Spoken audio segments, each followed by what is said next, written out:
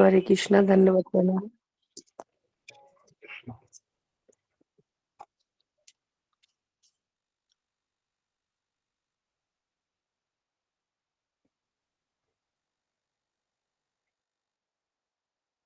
हरे कृष्णा सभी भक्तों को पांचांग प्रणाम। हरे कृष्ण माता पांचांग प्रणाम।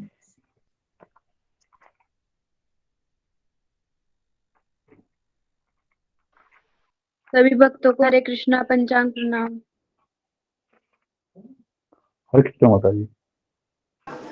हरे कृष्णा सभी भक्तों को माताजियों को मेरा पंचांग प्रणाम। हरे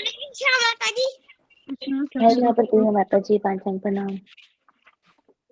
मेरा बेटा भी हरे हरे कृष्णा कर कृष्णा रहा प्रभु जी, हरे कृष्णा सबको। हरे कृष्णा, बहुत छोटे प्रभु जी कृष्ण ब्लेस पंचांग यू। प्रणाम। हरे कृष्णा पंचांग प्रणाम सभी भक्तों को। हरे कृष्णा टिकमो कुसुम माता माता जी, जी। बहुत दिन में हरे दिखी हो, कृष्णा कहाँ हो? हरे कृष्णा सभी भक्तों को मेरी पांचांग प्रणाम। हरे कृष्णा हरे प्रतिमा माता जी प्रणाम।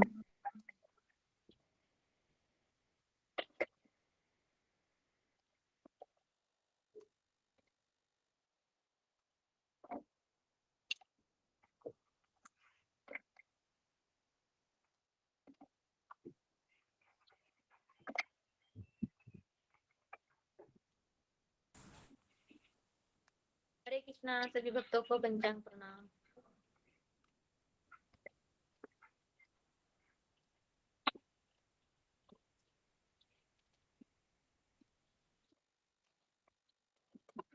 हरे कृष्णा टिकमो माता जी पंचांग प्रणाम। हरे कृष्णा सुश्री माता हरे जी। कृष्णा माता जी पांचांग प्रणाम। ये कैमरा ऑन कला। हरे कृष्ण सुश्री माता जी, ऋतुपर्णा माता जी पंचांग प्रणाम। हरे कृष्ण। हरे कृष्ण सुश्री माता पंचांग प्रणाम। ते कैमरा अगर सुश्री माता जी तक भी देखो ଟିକେ कौन प्रभु जी, छोटे प्रभु जी, ମୁଁ ବା ସୁଶ୍ରୀ। तब कितना पे प्लान है देखो देखो। इरे हां हां ତାର ଆଉ ଇଚ୍ଛା ନାହିଁ କିଛି ଖାଇବାକୁ। हे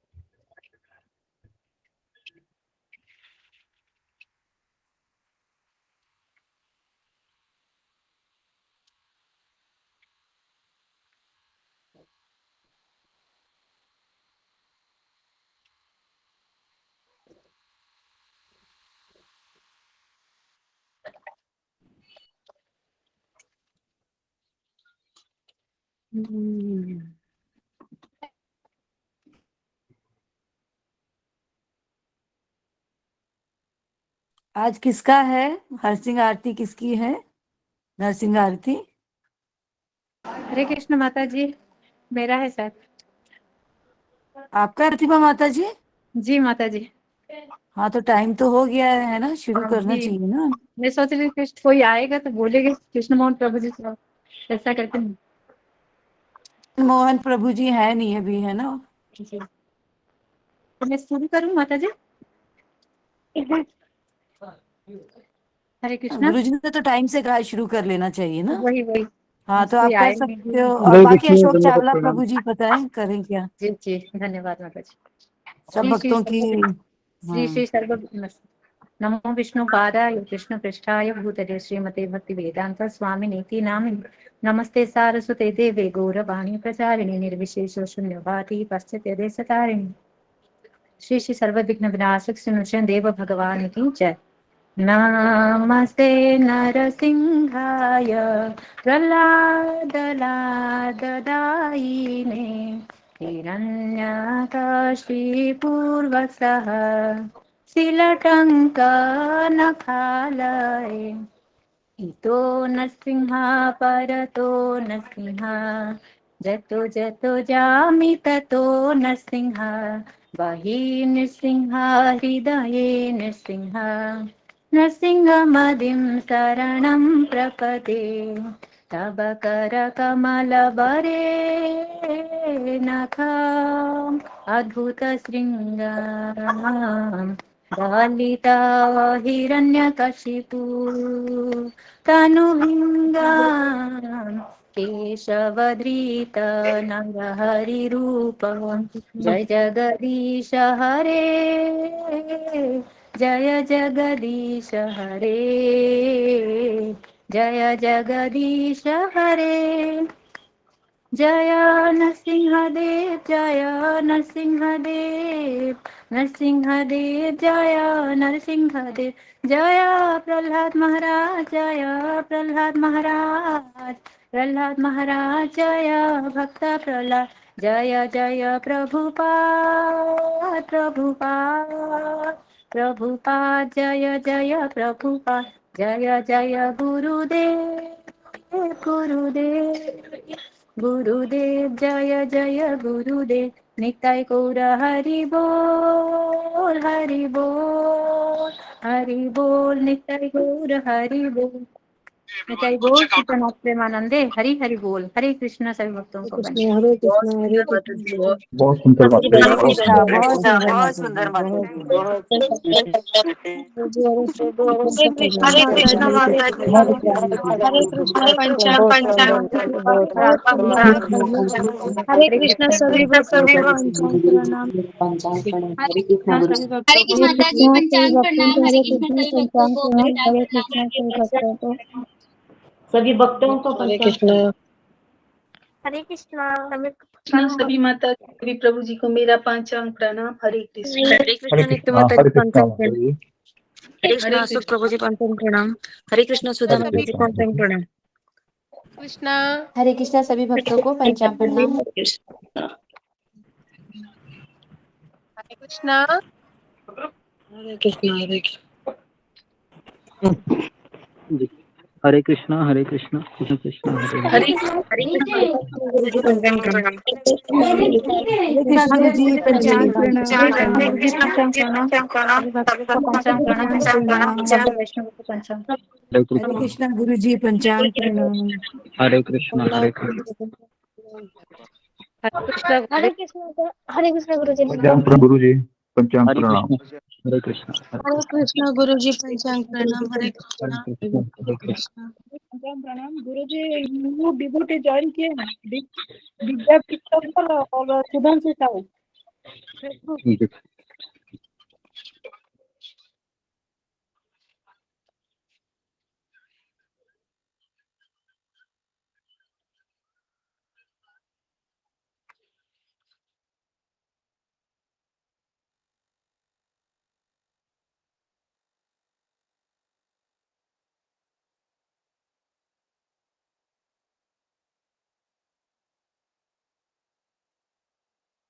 हरे कृष्ण सभी भक्तों को पंचांग प्रणाम।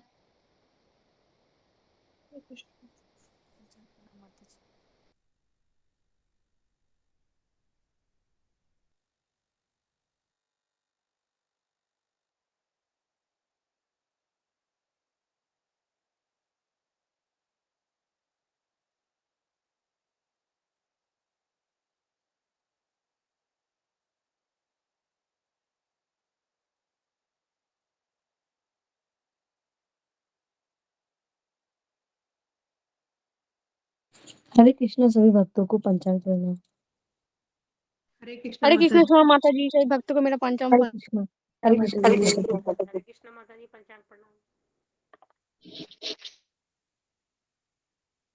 हरे कृष्ण सभी भक्तों को हरे कृष्ण माता जी पंचांग प्रणाम हरे कृष्ण सभी भक्तों को पंचांग प्रणाम दंडवत प्रणाम। हरे कृष्ण हरे कृष्ण जशमिता माता जी। हरे कृष्ण हरे शिवा कृष्णा, माता जी। हरे हरे कृष्णा। कृष्ण सुधा माता जी। हरे कृष्ण अंजू हरे माता जी। कृष्ण सभी भक्तों हरे को कृष्ण ममता कृष्ण माता माता जी। जी पंचांग पंचांग हरे प्रणाम कृष्ण जन्म माता जी। हरे कृष्ण हनी हरे माता जी। कृष्ण हरे कृष्ण हरे कृष्ण माता जी पंचांग प्रणाम हरे कृष्ण मणि माता जी, हरे कृष्ण ममता माता जी, हरे कृष्ण रूमा माता जी, हरे कृष्ण काजल माता जी, हरे कृष्ण भावना माता जी, हरे कृष्ण हरे हरे कृष्ण कृष्ण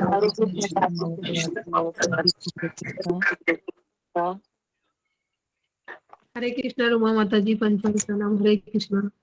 हरे कृष्णा सभी हरे भक्तों को कृष्ण ममता माता जी धन्यवाद प्रणाम। हरे कृष्णा रुमा माता जी पंजाब। हरे कृष्ण हरे कृष्ण।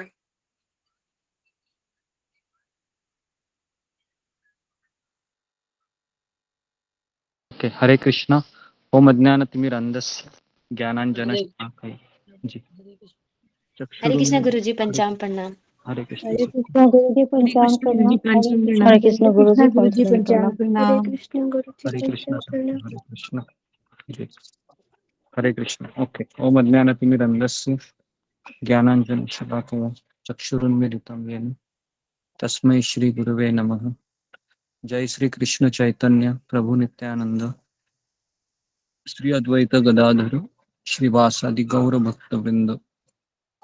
हरे कृष्णा कृष्णा कृष्णा हरे हरे, हरे राम राम राम हरे हरे। ओके, हरे कृष्णा। सबका स्वागत है सत्र में। हरे कृष्णा गुरु जी पंचांग प्रणाम। हरे हरे कृष्णा कृष्ण सभी गुरु जी हरे भक्तों कृष्ण को गुरु प्रणाम। जी, हरे पंचांग कृष्णा प्रणाम। हरे हरे कृष्ण कृष्णा सभी प्रभु के चरण में प्रणाम। हरे कृष्णा जी हरे कृष्ण गुरु जी, पंचांग प्रणाम। जी हरे कृष्ण। तो अभी हम आगे बढ़ते हैं। जी, तो कल किसका, आज किसका टर्न है? गुरु जी मेरा। हरे कृष्ण हाँ हाँ बोलो, कल क्या हमने सीखा था? जी। हरे कृष्ण गुरु जी पंचांग प्रणाम, सभी भक्तों को पंचांग प्रणाम। गुरु जी मैं 16 अध्याय से शुरू करूं। हाँ जो जी 16 अध्याय है जो दैवी तथा आसुरी विभाग। तो जैसे कि आपने बोला, जो नियम का पालन करते हैं वो दैवी स्वभाव के होते हैं, और जो नियम को तोड़ते हैं वो लोग आसुरी स्वभाव के होते हैं। तो जीवन रूपी वृक्ष वृक्ष के 2 प्रकार के फल होते हैं, और एक अच्छा फल और दूसरा बुरा फल। जो अच्छे फल होते हैं वो सत्व गुण में आते हैं, और जो बुरे फल होते हैं वो राजस और तमोगुणी लोग के में आते हैं। फिर आपने श्लोका 1 से 30 तक बताए थे, जैसे 1 से 3 तक दैवी गुण जो अच्छे फल होते हैं, और 4 से 8 तक आपने आसुरी गुण बताए थे। 10 से 20 के अंदर आसुरी लोगों के कार्यों के परिणाम, और 21 से 30 तक आसुरी प्रवृत्ति त्याग हरे कृष्ण त्याग प्रभु जी करना और पंचांग शास्त्रों का पालन करना, इसके बारे में बताए थे। और पहले 3 श्लोक में अपने बताए थे अभय का मतलब बताए थे। अभय जो भगवान कृष्ण के ऊपर निर्भर करता है, या फिर वो जो कृष्ण के ऊपर निर्भर करता है वो अभय होता है। और उसके बाद बताए थे आत्मशुद्धि जो 4 नियमों का पालन करते हैं और 16 माला जप करते हैं, और जो अपने विधि विधानों का पालन करते हैं। और है ज्ञान का अनुशीलन। फिर आपने ज्ञान का अनुशीलन में आपने बताए थे, जो कि जैसे कि हम आज क्लास में किया दिया गया है, या उसके बारे में मतलब अनुशीलन करना। और उसके बाद आपने दान कहा था, दान के बारे में, जैसे कि गृहस्थों का धर्म होता है दान करना, और जो दान नहीं करता उनके फल निष्फल होते हैं।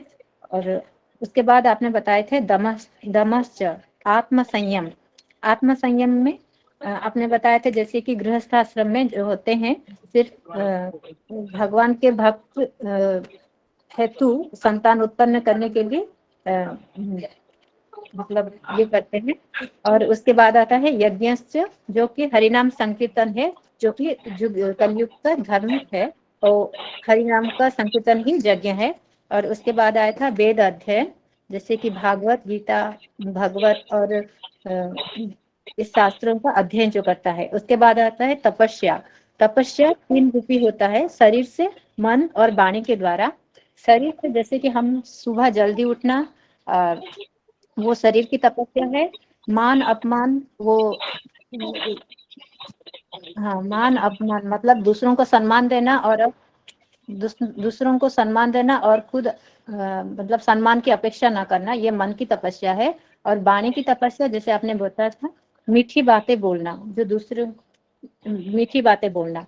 और 9 में बताए थे सरलता। सरलता मतलब है अंदर से और बाहर से स्पष्टवादी रहना। जैसे कि अंदर से एक और दूसरे मतलब बाहर से मीठी वाली बोली बोलता है पर अंदर से कपट भरा हुआ है, तो वो सरलता नहीं है। जो अंदर से और बाहर से दोनों तरफ से स्पष्टवादी होते हैं उनको सरलता कहते हैं। अहिंसा अपनी खुद की आध्यात्मिक प्रगतिशील जीवन में बाधा ना देना, ये अहिंसा है। और सत्यम, सत्यम में आपने बोला था सत्य बोलना। और सत्य बोलना में आपने बताया था कि स्वार्थ के लिए नहीं बोलना चाहिए। जैसे कि हम लोग अभी भक्ति से जुड़े हुए हैं, पर अगर हमारे भक्ति को बाधा आता है तो हम वो बोल सकते हैं थोड़ा ये, पर हमको उसके अलावा जो भी है तो हमको सत्य ही बोलना है। अक्रोध, अक्रोध यानी जैसे कि उकसाए जाने पर भी गुस्सा ना करना, वो अक्रोध है।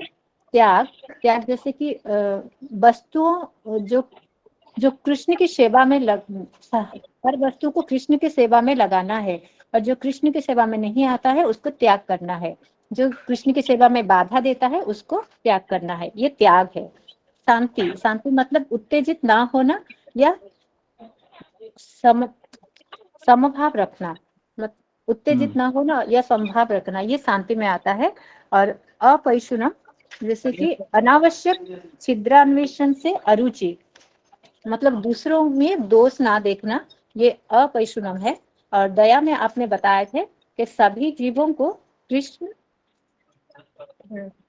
हाँ, सभी जीवों को कृष्ण देके उन पर हमको दया करना है।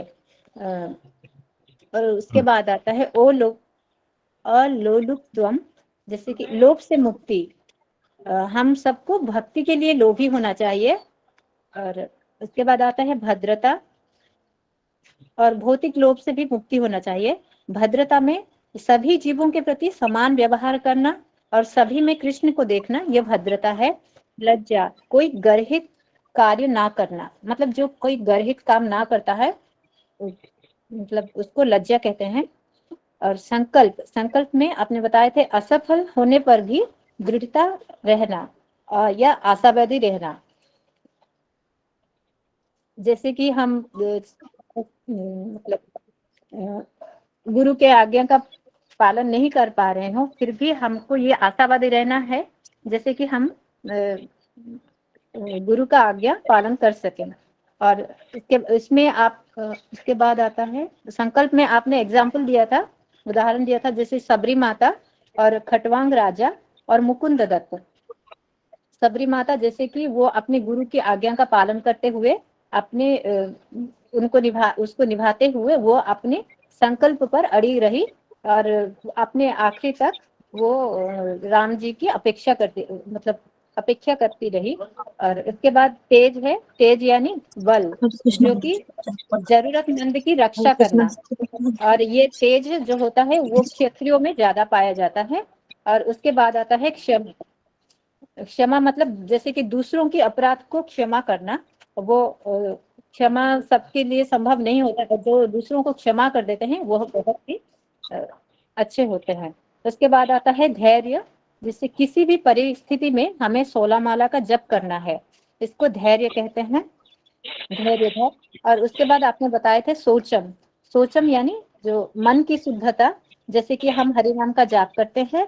और तन की शुद्धता, जैसे कि ब्रह्म मुहूर्त में मतलब शुद्ध रहना, अपने परिवेश को और अपने चारों तरफ शुद्धता रखना। उसके बाद आता है अद्रोह, अद्रोह यानी ईर्षा ना करना, ईर्षा से मुक्त रहना है, ये अद्रोह है। और 26वां गुण है जो अमानिता, अमानिता मतलब सम्मान की अभिलाषा नहीं करना, मतलब हमको कोई सम्मान दे तो इसकी अभिलाषा नहीं करना है और इससे मुक्त रहना है। गुरु जी बस यहीं तक लिखे थे गुरु जी, धन्यवाद। हरे बहुत सुंदर माता जी, बहुत सुंदर। बहुत सुंदर प्रतिभा माता जी। हरे कृष्ण। हरे कृष्ण गुरु जी, पंचांग गुरु जी, मैं एक वैष्णव भोज में आया हूँ तो क्या ऑफ मतलब कैमरा ऑफ कर सकती हूँ? हाँ ठीक है। ठीक है, धन्यवाद। हरे कृष्ण। तो 26 गुण है। तो भगवान कह रहे हैं कि भवंती संपदम दैवी। अगर आप आखिरी लाइन देखोगे तो भगवान कहते हैं भवन्ति संपदम दैवीम अमीफा च तस्य भारत। तो भगवान कहते हैं हे भरत पुत्र, ये सारे दैवी गुण, दैवी प्रकृति के से संपन्न देवतुल्य पुरुषों में पाए जाते जी। तो आगे बढ़ने से पहले एक अनाउंसमेंट करना था कि हमारा मायापुर यात्रा है वो 22 तारीख को हम जा रहे हैं नवदीप मायापुर।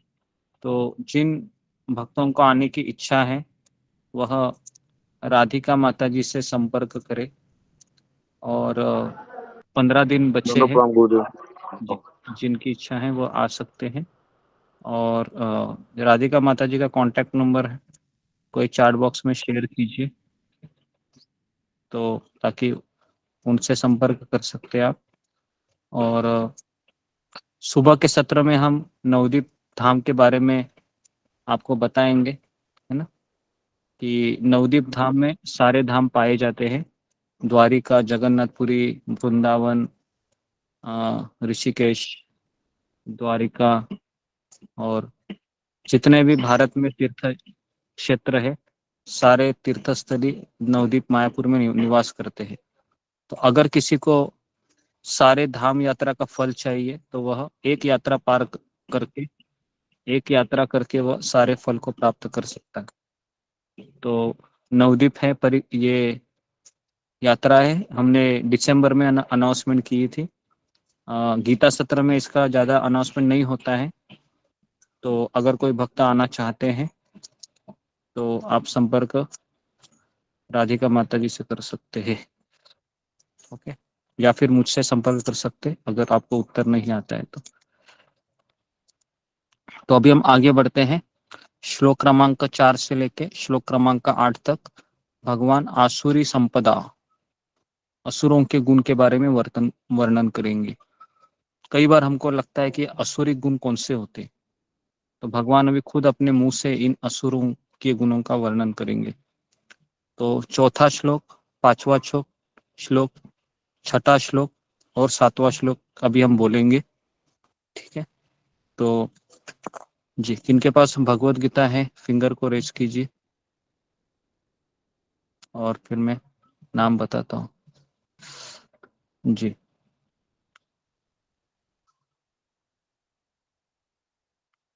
ओके, तो जी, तो रीति माता जी मेरे पीछे बोलो। छठा, 5वां श्लोक, चौथा श्लोक, 5वां श्लोक। जी गुरुजी। 5वां श्लोक है वह अशोक चावला प्रभु। 6ठा श्लोक जस्मिता। 7वां श्लोक पूजा डिमरी माता जी।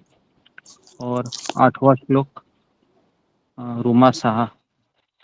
तो हम 8 श्लोक के ऊपर फिलहाल 4 श्लोकों के ऊपर हमने 3 श्लोकों के ऊपर हमने कल चर्चा की। आज हम 4, 5, 6, 7, 8 5 श्लोकों के ऊपर हम चर्चा करते हैं और अगर जल्दी खत्म होता है तो हम आगे भी बढ़ेंगे, ठीक है। तो चौथा श्लोक है, किसका नाम लिया था मैंने? गुरुजी मेरा। हाँ, ओके। तो चौथा श्लोक है, मेरे पीछे बोलो। हाँ, दंभ दर्प अभिमान च, दंभो दर्पाभिमान च, क्रोध पारुष्यम एव च, क्रोध पारुष एवं च, अज्ञानं चाभिजातस्य, अज्ञानम च अविजातस्य, पार्थ संपदम आसुरीम। पार्थ संपद आसुरी। गुरुजी तात्पर्य पढ़ना। अनुवाद पढ़ो, अनुवाद। हे प्रथापुत्र, दंभ, दर्प, अभिमान, क्रोध, कठोरता तथा अज्ञान से ये आसुरी स्वभाव वालों के गुण हैं। हरे कृष्ण। गुरुजी पंचांग। ठीक है, और एक बार हम श्लोक पढ़ेंगे। तो गौरी राठौड़। दंभ दर्प अभिमानश्च, दंभ दर्प अभिमानश्च क्रोध पारुष्यम एव च क्रोध पारुष्यम एव च अज्ञानं च अभिजातस्य अज्ञानं च अभिजातस्य पार्थ संपदम आसुरीम। पार्थ संपदम आसुरीम। अनुवाद। हे प्रथापुत्र, दंभ, दर्प, अभिमान, क्रोध, कठोरता तथा अज्ञान ये आसुरी स्वभाव वाले के गुण हैं। हरे कृष्ण। ओके, तो और एक बार हम इसको दोहराते हैं जी। ओके, उसके बाद है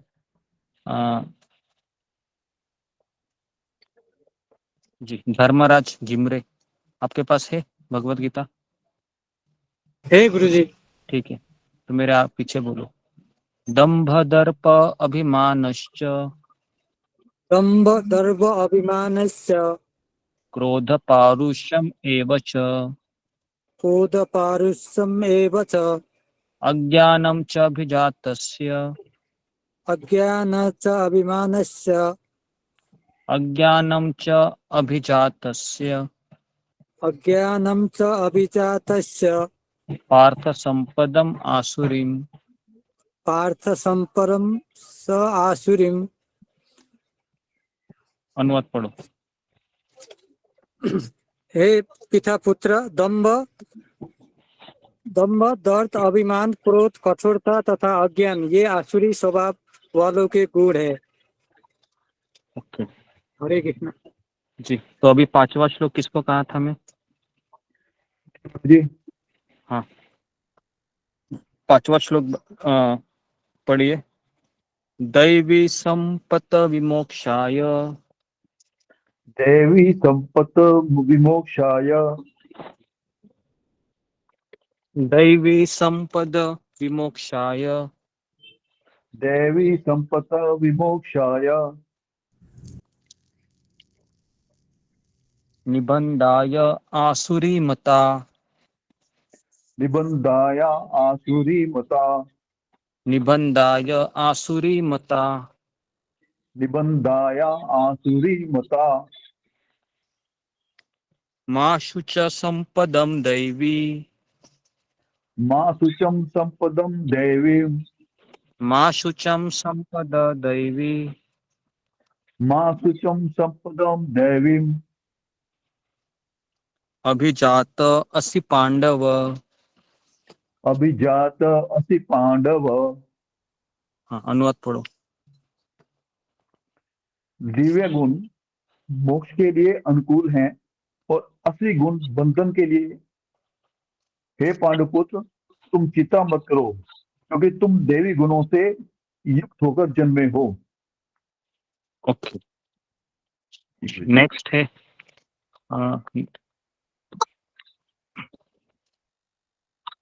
जी रजनी जखमोला माता जी। दैवी संपत विमोक्षाय। देवी हरे कृष्ण प्रभु जी। हाँ, पढ़ो। देवी संपिद मोक्षाय निबंधाय आसुरीमता निबंधाय आसुरीमता माशु च संपदम दैवी मां शुचम संपदम देवी अभिजात असि पांडव।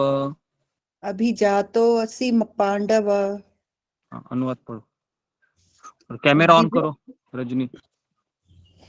जी प्रभु जी, थोड़ा मैं गेस्ट हाउस में हूँ तो थोड़ा एटलीस्ट श्लोका बोलते समय करना चाहिए, नहीं तो कैसे समझ में आएगा कौन हो रजनी, है ना? जी प्रभु जी। हाँ जी। हाँ, श्लोका पढ़ते समय नाम लेते हैं, कैमरा ऑन होना चाहिए। हाँ जी हरे कृष्ण प्रभु जी। जी दिव्य गुण मोक्ष के लिए अनुकूल हैं और आसुरी गुण बंधन दिलाने के लिए है। हे पांडव पुत्र, तुम चिंता मत करो, क्योंकि तुम देवी गुणों से युक्त होकर जन्मे हो। हरे कृष्णा प्रभु जी। ओके जी। अभी हम छठे श्लोक में जाते हैं। छठा श्लोक किसको कहा था मैं, किसी को याद है? छठा श्लोक जी गुरुजी मुझे कहा था आपने। हाँ हरे ठीक है। कृष्ण पंचम प्रणाम। छठा श्लोक अभी हम पढ़ेंगे। द्वाभूत सर्गो लोके द्वाभूत सर्ग लोके अस्मिन् दैव आसुर एव च लोके सिक्त दैव आसुरी च दैवो विस्तरश प्रोक्त दैव विस्तारश दैवो विस्तरश प्रोक्त दैव विस्तारश आसुरं पार्थ मे शृणु। प्राप्तो आसुरो पार्थो में उसके बाद क्या है गुरुजी? वो नहीं आ रहा है। आसुरं पार्थ मे शृणु। आसुरम पार्थ में स्पृहु। तुम्हारे पास भगवत गीता नहीं है सामने? जी गुरुजी मैं देख के बोल रही हूँ बंगाली में। ठीक है, अनुवाद पढ़ो। है पार ये संसार में दैव और आसुरी ये दुई प्रकार के सृष्टि है। ये संबंध में दैव के संबंध में सब विस्तार से बोला गया है। अभी तुम आसुरी प्रकृति के संबंध में श्रवण करो। ये मैंने बंगाली में हिंदी में बना के बोला। ओके, नेक्स्ट है ओजस्वी गुप्ता, शालिनी गुप्ता। दो भूत सर्ग लोके दो भूत भूषर्वलोके अस्मिन् दैव आसुर एव च अस्मिन् देवासुर एव च दैव विस्तरश प्रोक्त देवविस्तरशा प्रोक्त आसुरं पार्थ मे शृणु। आशुरं पार्थ मे शृणु। अनुवाद पढ़ो। हे प्रथपुत्र, इस संसार में सृजित प्राणी दो प्रकार के हैं, दैवी तथा आसुरी। मैं पहले से ही विस्तार में तुम्हें दैवी गुण बतला चुका हूँ। अब मुझसे आसुरी गुणों के विषय में सुनो। ठीक है, सातवां श्लोक किसको कहा था? हरे कृष्णा गुरुजी, मुझे हाँ। कहा था।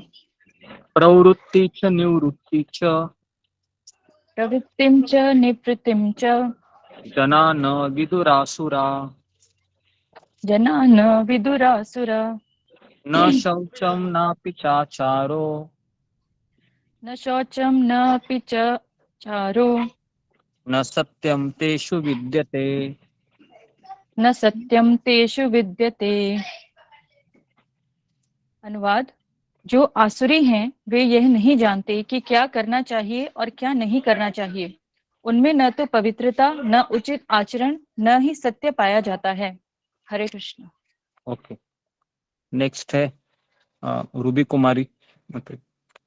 प्रवृत्ति च निवृत्ति च प्रवृत्ति च निवृत्ति च जना न विदुरासुरा जना न विदुरशरासुरा न शौचं नापि चाचारो न शौचं न पापी चाचारो न सत्यं तेषु विद्यते। न सत्य तेषु विद्यते। हाँ, अनुवाद पढ़ो। जो आसुरी है वे ये नहीं जानते कि क्या करना चाहिए और क्या नहीं करना चाहिए। उनमें ना तो पवित्रता, ना उचित आचरण और ना ही सत्य पाया जाता है। हरे कृष्णा गुरु जी। ओके, अभी आठवां श्लोक किसको कहा था? मैं गुरुजी, धन्यवाद प्रणाम। असत्यम अप्रतिष्ठन्ते असत्यम अप्रतिष्ठन्ते जगत आहु अनीश्वरम जगत आहु अनिश्चरम् अपरस्पर संभूतम अपरस्पर संभूतम् किमन्यत् काम हेतुकम किमा अंतम काम हेतुकम्।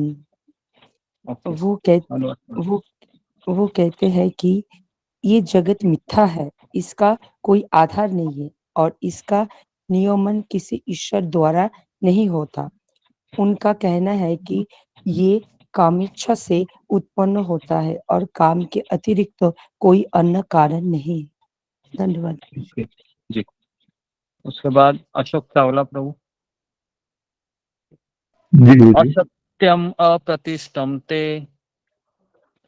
असत्यम अप्रतिष्ठन्ते जगत आहु अनीश्वरम जगत आहु अनिविश्रम अपरस्पर संभूतम अपरस्पर संभूतम किमन्यत् काम हेतुकम।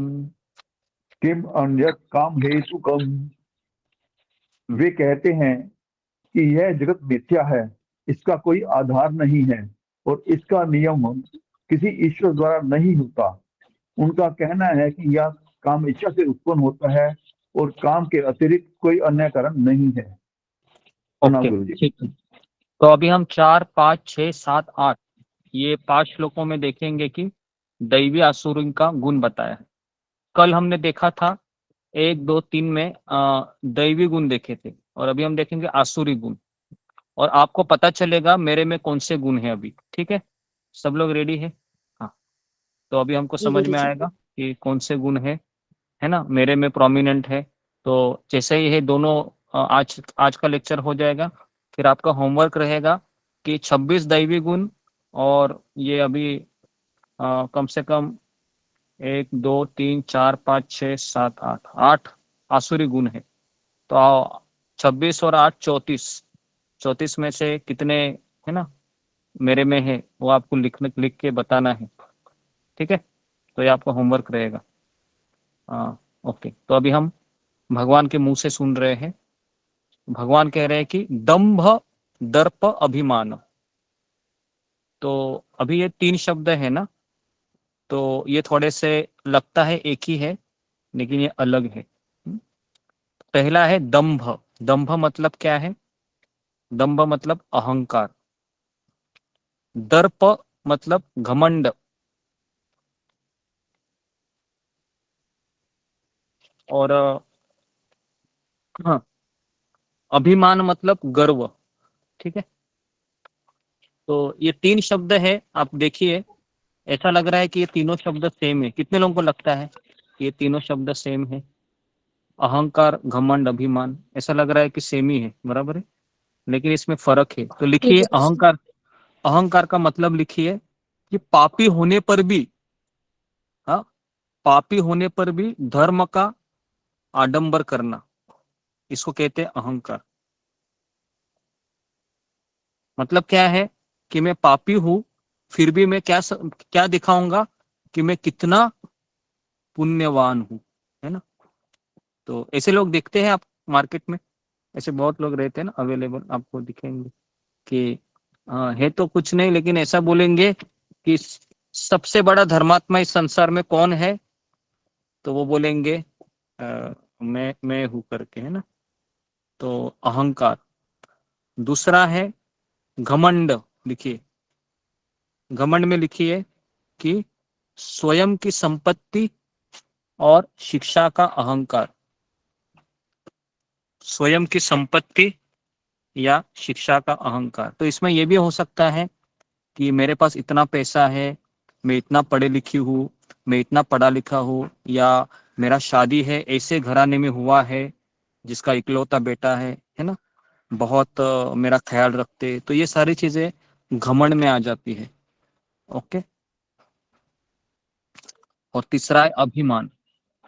अभिमान में लिखिए अन्य द्वारा पूजित होने की इच्छा। मतलब कि लोग मेरी पूजा करे, मेरे पैर पड़े, मुझे फूलों की हार पहनाए, है ना, मुझे सब सैल्यूट करे। हाँ, ऐसा होता है घराने में। अगर किसी घर की अगर बड़ी बहू रहेगी ना, ये मैं आपको बता रहा हूँ, सटल है ये, कि छोटी बहू रहेगी तो जब उसके सामने वो आएगी तो उसको ऐसा अंदर से लगता है कि इसने मुझे पूछना चाहिए, मैं इस घर की बड़ी बहू है। कितना लोगों का ये बीमारी ऐसा लगता है? मेरे को हाँ, लगता है मैं बड़ी हाँ। हूँ। तो ये कॉमन चीज है कि ये लेडीज में और जेंट्स में भी ये पाया जाता है कि मैं बड़ा भाई, मैं बड़ा लड़का हूँ मेरे माता पिता का, तो मेरे भाइयों ने मुझे पूछना चाहिए। तो प्रभु जी, दंभ में स्वयं की संपत्ति और शिक्षा का अभिमान, और अभिमान में अन्यों द्वारा पूजित होने की इच्छा, और दर्प में पापी होने पर भी धर्म का आडंबर, ये है प्रभु जी।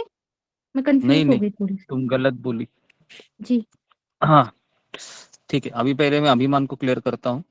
अभिमान मतलब क्या है? अन्य द्वारा पूजित होने की इच्छा। मतलब कोई मुझे पूछ के करे, है ना, तभी मैं उसकी मदद करूंगा। तो या कोई मुझे हार पहना है या कोई मुझे सैल्यूट मारे, ये अभिमान, अन्य द्वारा पूजित होने की इच्छा। तो कितने लोगों के ऐसे मन में है ये इच्छा? फिंगर को रेज कीजिए जी। हाँ, प्रामाणिकता से कीजिए कि ये तीनों चीजें जो हमने बताई है ना जी, कितने लोगों का है कि मुझे थोड़ा सा तो मुझे इच्छा है कि लोग मुझे पूछे, अगर नहीं पूछेंगे तो मुझे गुस्सा आता है फिर जी। तो कम से कम यहाँ पर ओके, तो ठीक है, तो 21 22 23 24 लोग हैं, 21 22 लोग, ठीक है, तो प्रामाणिक है आप, ठीक है। तो घमंड मतलब क्या है? अभी घमंड का डेफिनेशन है, कितने लोगों को खुद की संपत्ति, खुद का शिक्षा, या इतना मैं पढ़े लिखा हूँ, या फिर मेरा सोसाइटी में बहुत मेरा नाम है ना, तो ऐसे कितने लोगों का ऐसे है जी। अभी मैं लोअर कर रहा हूँ, हाँ, अभी फिंगर को रेज कीजिए। कितने लोगों का ऐसा है कि मेरे पास जो है उसका मुझे एक अहंकार है, या मैं इतनी पढ़े लिखी हूँ, या मैं इतनी काबिल हूँ, या मैं इतना काबिल हूँ कि लोगों को पता नहीं है मेरे अंदर क्या है करके। तो इस तरीके से ये घमंड होता है। ओके जी, तो कम से कम 9 लोग हैं। ओके जी, तो जो भी लोग फिंगर रेज कर रहे हैं, मैं उनको मानता हूँ कि एटलीस्ट वो सबके सामने ये है ना बता रहे हैं, तो इसके लिए भी गट्स चाहिए, अपने अवगुण दूसरों के सामने रखना, है ना। तो ये गुरु हो जी, गए, ना संपत्ति है ना शिक्षा है, किस बात का अहंकार करें। वो अलग चीज है, अभी हम उस लेवल में नहीं है कि भले ही हमें ऐसा लगता है कि अहंकार नहीं करना चाहिए, लेकिन हम सब लोग कलयुग के बद्ध लोग हैं, है ना। इतना गीता सुनने के बाद भी ये आ ही जाता है, तो इसके लिए हम फिलहाल उसके ऊपर नहीं जोर दे रहे हैं कि अहंकार तो बिल्कुल नहीं करना चाहिए, लेकिन हम बद्ध जीव है आपने और बताया इसीलिए अवेयर तो हो गए गुरु जी, हाँ हाँ पता भी जी नहीं जी था कि ये ऐसा भी है। हाँ, तो वही चीज है, इसको हम दैवी गुणों में हम देखे ही है कल कि बहुत सारा चीज है जो ये हमारे में चाहिए, है ना। 26 गुण हम देखे, तो अभी मैक्सिमम क्या है, हम कलयुग के प्रोडक्ट है सब, और कलयुग का प्रोडक्ट में अभी हमारे में आसुरी गुण ज्यादा है, लेकिन धीरे धीरे धीरे धीरे धीरे धीरे हम दैवी गुण में प्रवेश कर रहे हैं, बराबर है। तो हमारा ये जर्नी है, ये सफर है ना, सफर। तो ये हो गए 3 गुण। तो और अहंकार मतलब क्या है कि पापी होने पर भी धर्म का आडंबर करना। मतलब जैसा मैंने कहा कि मैं मांस मछली खा रहा हूँ और अंडा खा रहा हूँ या नशा कर रहा हूँ, फिर भी मैं लोगों के सामने क्या प्रवचन दूंगा, मैं क्या दूंगा कि मैं कितना धर्मात्मा हूँ। समझ में आ रहा है? इसको कहते हैं अहंकार, ठीक है। तो अहंकार, घमंड, अभिमान, क्लियर हुआ सबको? उदाहरण के साथ मैंने बताया, सबको क्लियर है? जी गुरु जी, हो गया। आगे बढ़ते हैं अभी। गुरु जी, घमंड और अहंकार तो एक ही है ना? अभी मैंने बताया ना, उसके ऊपर डेफिनेशन भी मैंने क्लियर किया, ये मुझे तीनों लिखना चीजें है, घमंड अलग है। समझ। तो अभी आप रिकॉर्डिंग सुनिए जो क्योंकि मैं 3 बार बोला अभी इस चीज को, तो आप बेसिकली इसको लिखिए अभी। अहंकार, घमंड, अभिमान, तीनों मैंने एक्सप्लेन किया। तो अभी हम आगे बढ़ते हैं, क्रोध। तो क्रोध हमें छोटी छोटी बातों पर आता है, बराबर है। छोटी छोटी बात मतलब क्या होता है, अगर कोई आपको बोल देगा, हाँ, फिर हम बोलेंगे कि ये ऐसा क्यों बोल रहा है। और ऐसा भी होता है कि कभी कभी कोई व्यक्ति हमें बोल के चला जाता है और वही बात हमारे दिमाग में रहती है, और हम ये नहीं सोच पाते कि मैंने इसको उत्तर देना चाहिए था, ये खुद को क्या समझता है, खुद को क्या समझती है ना। लेकिन हमें हमेशा शांत रहना चाहिए उस समय में। अगर हमारे, देखिए, क्रोध भक्त को कभी करना चाहिए जब उसकी भक्ति को कुछ बाधा हो रहा है, तो उसको क्रोध करना चाहिए फिर, है ना। क्योंकि क्रोध नहीं करेगा तो फिर वो माला भी रुक जाएगा, क्लास भी रुक जाएगा। तो उस समय वो भी कैसा क्रोध करना चाहिए कि उसके बाद फिर वो क्रोध के बाद अगर वो हमको परमिशन देते हैं तो फिर हम ठंडा भी होना चाहिए। तो इस तरीके से क्रोध, और बेसिकली भगवान का भक्त क्रोध किस पे करता है? कौन बताएगा मुझे कि भगवान का भक्त क्रोध का किस तरह से उपयोग करता है? ये फिंगर को रेज कीजिए। 1 मिनट पहले मैं लोअर करता हूँ, हाँ जी, अभी कीजिए कि किस तरह से हम क्रोध को प्रकट कर सकते हैं जी। ममता पाल, माता जी। जब किसी ने वैष्णव की अब निंदा करते या गुरु की निंदा करते तो वो आध्यात्मिक जगत में होती है, तो उसमें हमें क्रोध करना चाहिए कि हम भी एक भक्त बन रहे हैं, तो हमें वो सुनना नहीं चाहिए, तभी थोड़ा हम क्रोध कर सकते हैं। हाँ, तो बेसिकली हम जब वैष्णव की निंदा सुनते हैं या भगवान की निंदा सुनते हैं तो हमें क्रोध करना चाहिए। अगर कोई हमारी निंदा करता है तो क्या करना चाहिए? जी, अगला क्वेश्चन, हमारी निंदा करता है तो क्या करना चाहिए? ममता कुमारी माता जी। अगर हमारे प्रति कोई क्रोध करता है तो हमें आवाज नहीं आ रहा है। हमें उसको सहन करना चाहिए गुरुजी। ओके, सहन करना चाहिए। जी, उसके गुरुजी मैं बताऊं? हाँ बताओ। बोलना चाहिए कि और करो, हमें कोई फर्क नहीं पड़ता। नहीं, ये गलत है, ऐसा कैसे बोले और करो करके। जी, ओके, और हम आगे पूछते हैं जी। जी, पूजा डिमरी माता जी। हरे कृष्ण गुरु जी। अगर हमारी कोई निंदा करता है तो मुझे ऐसा लगता है कि जो सच्चा भक्त है वो उसके अंदर झांक कर देखेगा कि इन्होंने मुझे ऐसा कहा तो आखिर क्यों कहा, मेरी क्या गलती थी, मैंने ऐसा क्यों किया, कुछ ऐसी कोई बात कह दी थी या कोई ऐसा गलत काम किया था जिसकी वजह से ये ऐसा सोच रहे हैं। तो अपनी कमियों के बारे में सोचकर उन्हें सुधारने की कोशिश करनी चाहिए। ओके, ये एक प्लस पॉइंट है, वेरी गुड। और ओके, और हम आगे बढ़ते, अगर कोई हमारी निंदा करता है, छाया शिंदे माता जी। हरे कृष्ण प्रभु जी, पंचांग प्रणाम। तो हमें जैसे माता जी ने बोला वो ही करना है और इग्नोर करना है, उस तरफ ध्यान नहीं देना है। इग्नोर करना है, ओके ठीक है, इग्नोर करना है, ओके इग्नोर करेंगे अभी हम, ठीक है। नेक्स्ट है जी खटक प्रिया माता जी। बहुत सारे उत्तर है जी। हाँ तो वही हमें इग्नोर ही करना चाहिए, हमें उनकी बातों पे ध्यान नहीं देना चाहिए, बस यही सब होता है। ठीक है, तो मुझे ऐसा लगता है कि देखिए कुछ कुछ प्रश्न उत्तर मुझे इस तरीके से मिले इसमें कि हमें सबसे पहला है कि अगर हमारी कोई निंदा करता है तो हमें क्या करना चाहिए?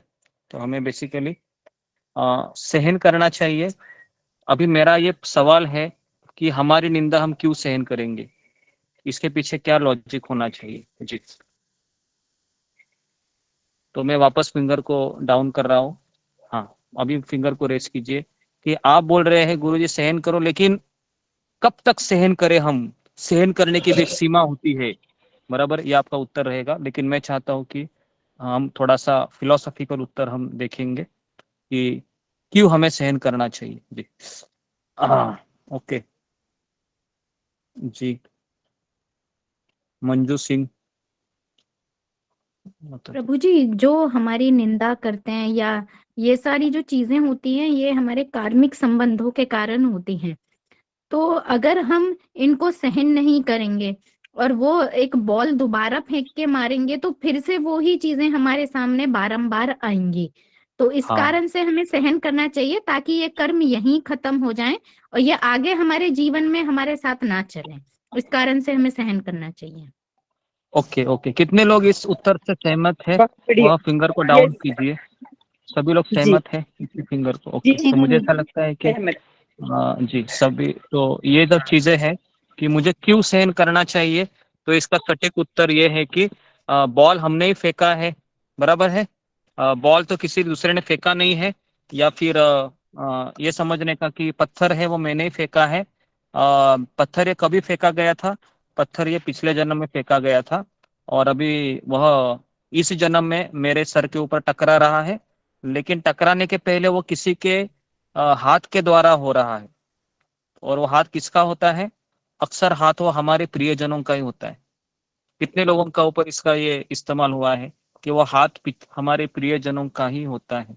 हुआ है ऐसे कि जो हमने गेंद फेंकी है पिछले जन्म से? ओके ठीक है, तो ये इसका सटीक उत्तर है। तो अभी कभी किसी को और कोई सबको क्लैरिटी मिल गई?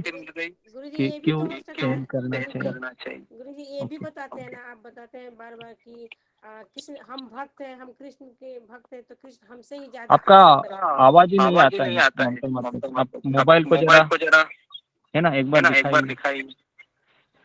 गुरुजी कभी कभी आता है, कभी नहीं आता है, पता नहीं। ओके, तो अभी हम आगे बढ़ते हैं। जी, कितने हमारे गुण हो गए? 4 हो गए ना जी। अभी हम 5वां देखते हैं, क्रोध। तो क्रोध ये हमारा सबसे बड़ा शत्रु है, बराबर है भक्त के लिए। भक्त भी क्रोधित होता है कभी कभी। प्रभु जी और है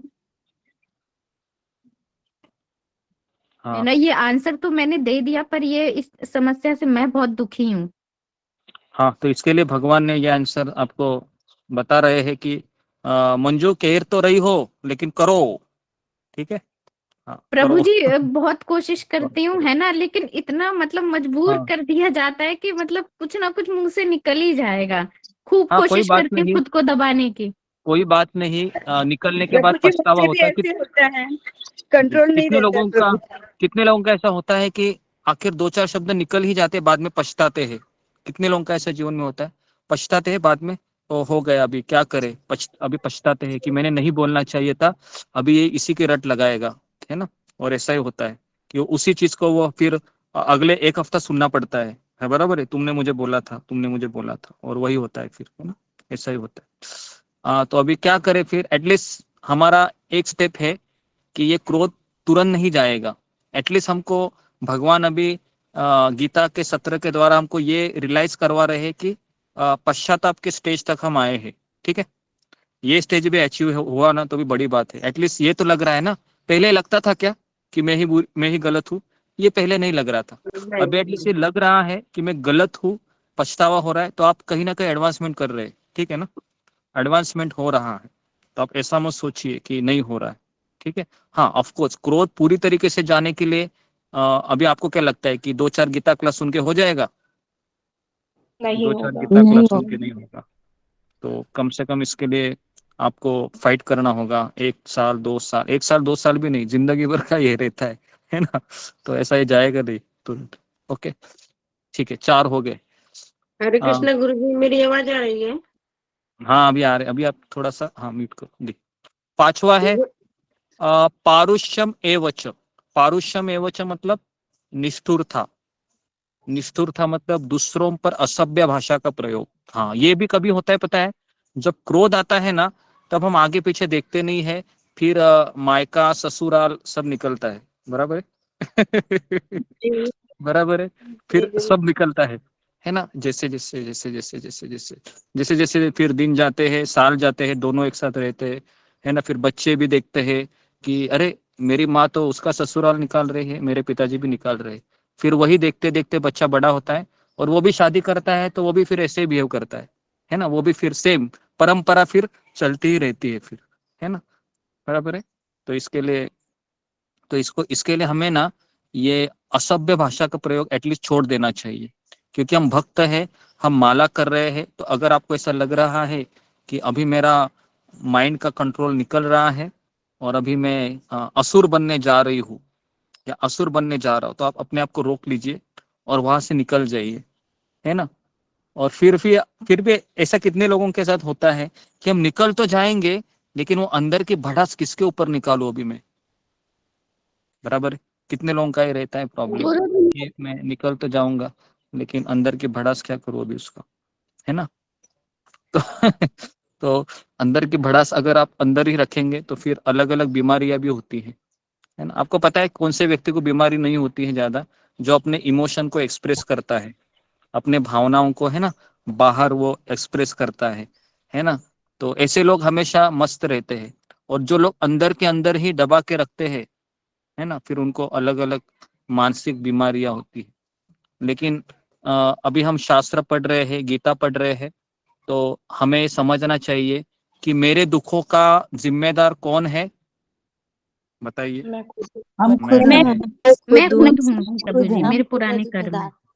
जी, मैं स्वयं हूँ। तो इसके लिए मैं किन किन लोगों के ऊपर मैं कीचड़ उठाऊं, समझ में आ रहा है?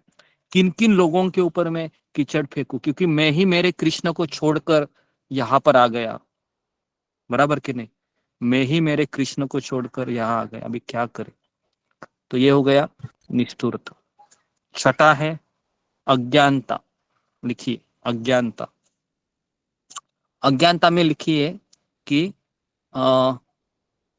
यहाँ पर लिखा हुआ है अज्ञानता में कि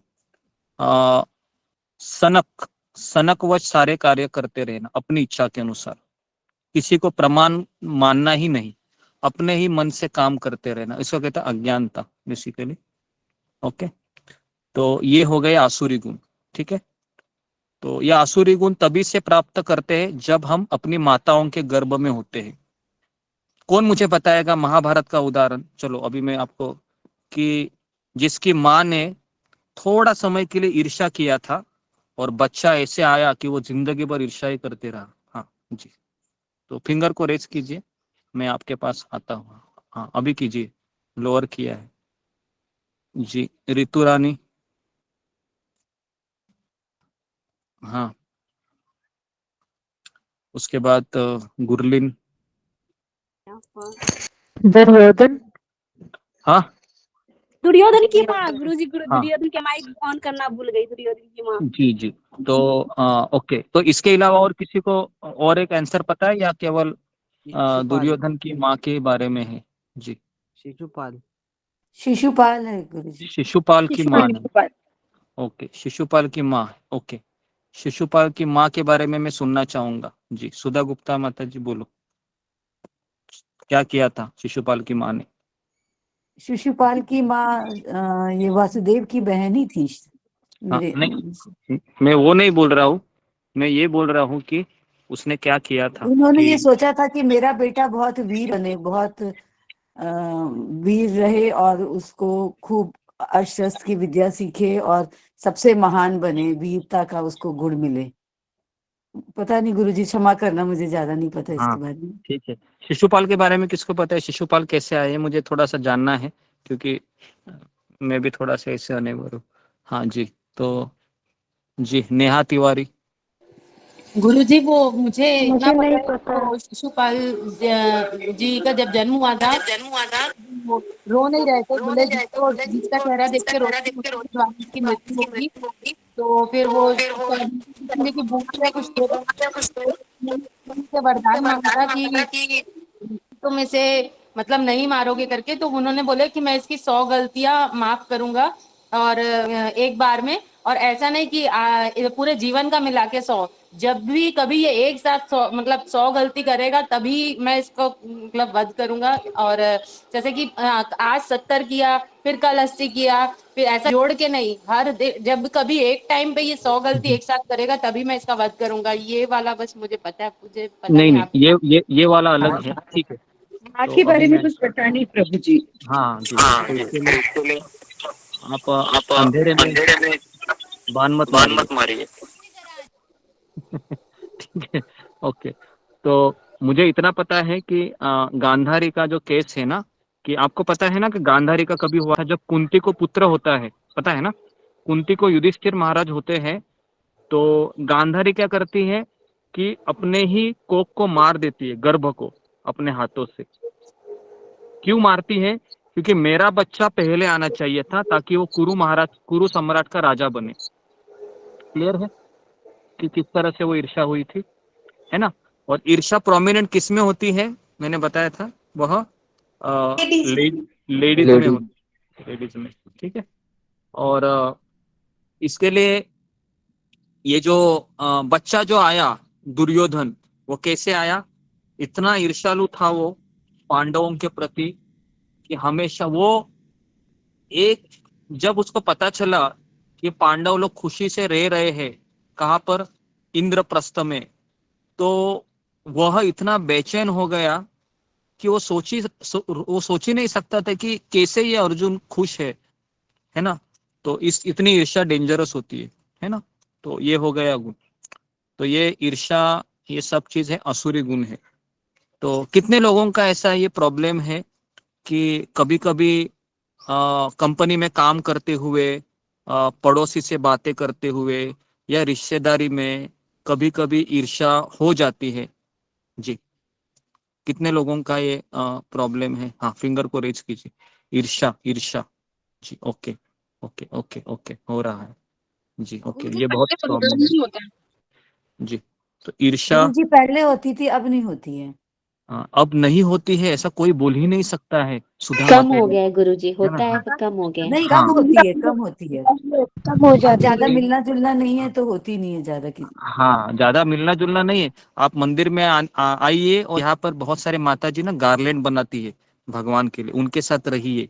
जब आप देखोगे ना, अरे मेरे से अच्छा गार्लैंड बना रही है, तो हाँ, तुरंत आप में देखो, तुरंत आ जाएगा ये। अभी आप घर में रह रही है इसके लिए, जरा यहाँ पर आके देखो मंदिरों में, और जब देखोगी ना मेरे से भी यहाँ पर अच्छे अच्छे लोग हैं, तो तुरंत वो फट करके ऐसे, है ना, आ जाए। तो इसके लिए हम कोई बोल ही नहीं सकता है कि मैं ईर्ष्या से हाँ, इतना बोल सकते हो कि अभी थोड़ा सा अंडर कंट्रोल है, इस तरीके थोड़ा से, सा ये लिया, थोड़ा सा कंट्रोल है ना? कंट्रोल है, तो थोड़ा थोड़ा जी, कंट्रोल है। थोड़ा सा कंट्रोल है। गुस्सा भी है। देखो, काम, क्रोध, लोभ, मद, मोह, मत्सर, ये 6 अनर्थ हैं। ये आखिरी समय तक रहेंगे हमारे साथ, है ना? और मैंने ये स्टोरी भी बताई थी आपको एक बार, बीरबल का और अकबर का, है ना? कि एक बार राजा बीरबल ने कहा कि अकबर ने कहा राजा बीरबल से कि बीरबल, ये काम है या काम वासना है, ये बुढ़ापे में जाती होगी ना?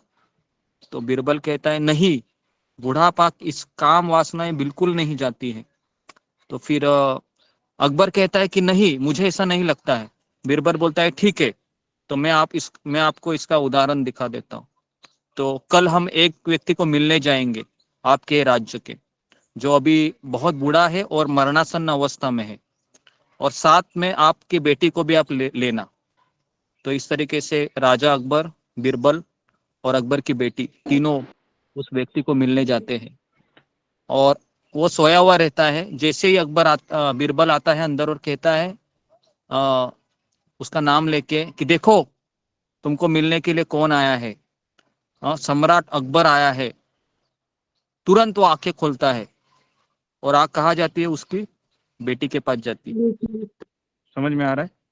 तो और उसको ही घूर घूर के देखता है। तो अकबर बोलता है, हाँ, मुझे समझ में आया, मुझे उत्तर मिल गया बीरबल, चलो अभी हम चलते।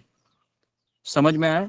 तो ये काम, क्रोध, लोभ, मद, मोह, मत्सर, ये जितने भी 6 अनर्थ हैं, ये मरते दम तक पीछा नहीं छोड़ते। तो हमें क्या करना है? हमको सुबह 4 बजे उठ के जपा करना है। जो व्यक्ति सुबह 4 बजे उठ के जपा करेगा, अपना साधना अच्छा रखेगा, वही व्यक्ति अनर्थों को लड़ सकता है।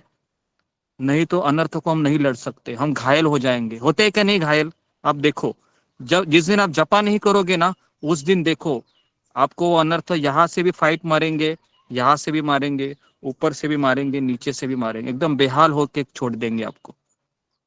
जिस दिन आपका रिचार्ज खत्म होता है, तो आप देखो उस दिन आप क्लास ही नहीं करते हो, और आप देखो ऐसा लगता है कि चारों ओर से मेरे ऊपर अटैक हो रहा है। कितने लोगों का ऐसा अनुभव है? बताइए कि एक दिन क्लास नहीं हुआ, एक दिन जपा नहीं मेरा हुआ। गुरुजी, मेरा हाँ, मेरे ऐसा साथ हुआ कितने लोगों गुरुजी। का? सबका अनुभव जी रहेगा गुरुजी, ये। मेरे साथ भी हुआ। जी गुरुजी, मेरे हाँ साथ भी हुआ। हाँ, तो ये बेसिकली ये अनुभव। तो इसके लिए अभी आपको सुबह 4 बजे किसी भी हालत में उठना है। जिस दिन आप 4 बजे उठे नहीं जपा के लिए, समझने का आज मेरी खैर नहीं है, आज मेरी माया ऐसी धुलाई करेगी कि मैं रात तक बेहाल हो जाऊंगा। समझ में आ रहा है? रात तक मैं बेहाल हो जाऊंगी। तो इससे अच्छा है कि भैया, भले ही नींद आ रही है, उठते उठते लड़ाई करते करते जप कीजिए, है ना? हाँ, कितने लोगों का अनुभव है कि हम जैसे ही हमारा 16 माला होता है सुबह, तो ऐसा लगता है कि एकदम मन में अजीब सी शांति फील होती है, और ऐसा लगता है कि हाँ, अभी सही में थोड़ा निश्चित लग रहा है ना? होता है ऐसे? होता है ऐसे जी 16 माला गुरुजी। करने? जी प्रभु जी, होता है। प्रोटेक्शन करती है। जी जी प्रभु गुरुजी, जी, जी, होता है। ऐसा लगता है कि बहुत बड़ा काम कर लिया सुबह सुबह हमने। हाँ, जी जी जी। गुरुजी तो कुछ बोले भी तो शांति शांति फील हाँ, होती तो है। मैं चाहता हूँ कि आप सभी लोग 16 माला करने के लिए, देखो, आप एक टारगेट बना लिए जीवन भर। मनुष्य जीवन मुझे मिला है, तो ये मेरा रोज का मेरा ये ड्यूटी है। सुबह 4 बजे मैं माला पकड़ूंगी, और 6 बजे 6:15 बजे मेरा माला हो जाएगा, बस ये मेरा पहला काम मुझे करना है किसी भी हालत में, किसी भी हालत में। और मैं दावे के साथ कहता हूँ, कोई 10 दिन 15 दिन में कंटिन्यू करेगा ना, उसको अपने अपने आप में ही परिवर्तन फील करेगा, वो अपने आप में करेगा। ये मेरा गारंटी है, ये मेरा गारंटी नहीं है, शास्त्र का गारंटी है कि जो ब्रह्म मुहूर्त में उठकर जपा करेगा, है ना, तो उसको माया है, वह माया से वो लड़ पाएगा। हरे कृष्णा है ना जी। जी जी। तो इसके लिए हमको जपा में आना है। तो कितने लोग हैं सुबह जपा में आते हैं? फिंगर को रेज कीजिए। 4 बजे कितने लोग अटेंडेंस लगाते हैं? हाँ, अभी कीजिए जी। एटलीस्ट हमारे जपा सत्र में ओके 35-36 लोग आ रहे।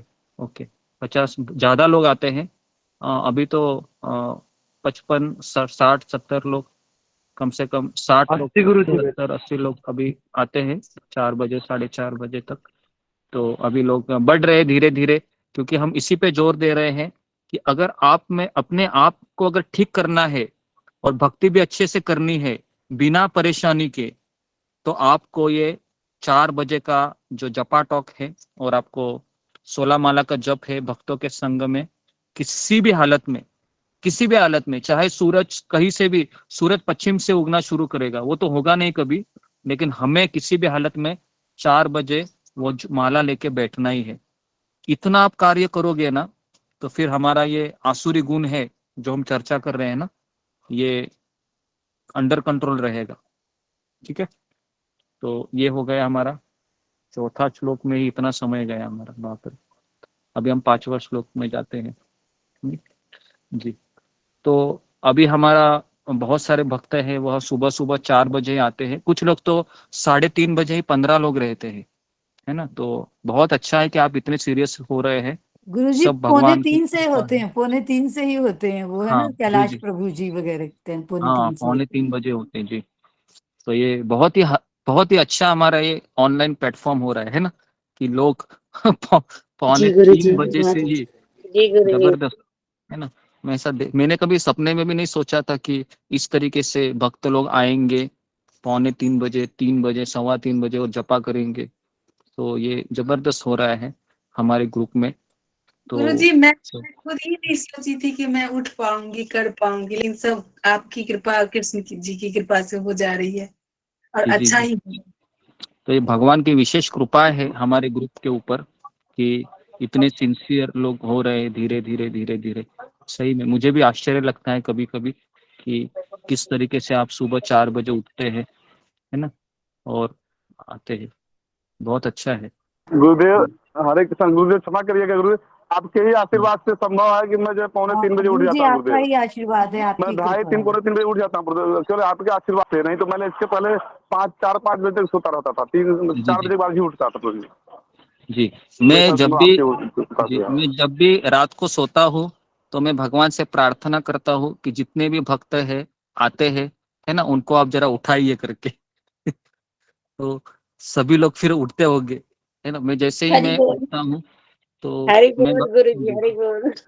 तो भगवान फिर आपको उठाते हैं, ऐसा लग रहा है मुझे, है ना, कि एटलीस्ट आप धन्यवाद। 4 बजे, है ना, अपने आप ही आते हैं। उठा देते ऑटोमेटिक हैं गुरुदेव आँख भगवान। खुल जाती है 2:30 बजे लगभग, अपने आप ही खुल जाता है, लगता है सुबह हो गई है, ऐसा ये हाँ, होता ये है। तो बहुत बहुत अच्छा है। ये इस तरीके से मैं चाहता हूँ कि जीवन के अंतिम समय तक अगर ऐसे 1 साल 2 साल 3 साल करते रहेंगे ना, तो फिर हमारी एक हैबिट हो जाएगी और फिर हमें इतना संघर्ष नहीं होगा, है ना। तो इसलिए हम चाहते हैं कि जितने भी भक्त है, हम चाहते हैं कि 4 बजे ही और भक्त लोग इसका फायदा हो, ताकि मैं चाहता हूँ कि सबका जीवन सुधर जाए और सभी लोग भगवत धाम चले जाए, है ना। हम चाहते हैं, लेकिन अभी हमें तो चाहता तो हूँ कि आप सभी लोग चले जाइए, लेकिन कृष्ण ये भी देखेंगे कि आप अपना अपना इच्छा कितना मार रहे, अपनी फाइट कितना लगा रहे हो ना माया के साथ, वो भी कृष्ण देखेंगे। ओके जी। तो अभी हम हाँ 5वें श्लोक पे जाते हैं।